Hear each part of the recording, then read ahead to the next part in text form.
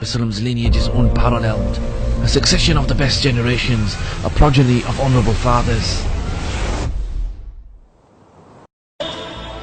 It's real scholarship. Our religion is in danger of being taken over by mad people.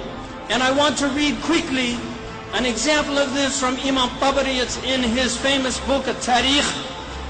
And he talks about the Khawarij when they took over a village. And I want to emphasize that the Khawarij were people that had prayer marks on their heads. Most of them memorized the Quran. They prayed all night. They fasted during the daytime. The Prophet ﷺ said, when you see them, you'll belittle your own prayer in front of their prayer. You'll belittle your own fasting when you see how much they fast.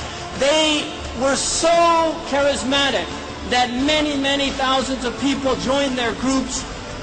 And when they took over the areas that they took over, what did they do? Bloodshed, killing people that disagreed with them. I want to just read this section. He mentions that when the Khawarij came to a village, and this was a village in Iraq, they took an old man and her daughter, who were Muslims that weren't following their version of Islam. And the woman, the young girl, started crying, and she said, don't kill my father, he's an old man. Inna abi musaf fala taqtuluhu. Don't kill my father, he's an old man. And then she said, wa amma ana fa innama ana jariya. I'm just a young girl. Wallahi ma ataytu fahishatan qat wala adaytu jara li. I never harmed anybody. I never did any sinful thing. And then they said, فَقَدَّمُوهَا لِيَقْتُلُوهَا. They brought her in front of them to kill her. And when she did that, she shouted, أَخَذَتْ تُنَادِي مَا ذَنْبِي مَا ذَنْبِي. What's my sin? What's my sin? And then they killed her and cut her up, and then they killed her father.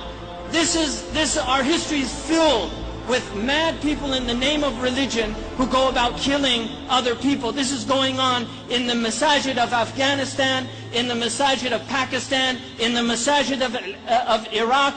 We even find this type of mentality in our own country here in the United States.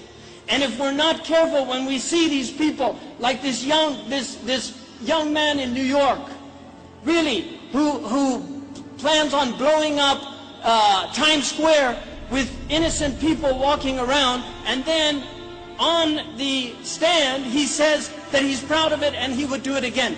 This is the type of problem that we're dealing with in certain segments of our community. If we remain in denial about this, if we don't address the need for sound scholarship, for moderation in our religion, for the truthful teaching of Islam, and I know all of you are part of this, but we have to institutionalize these things.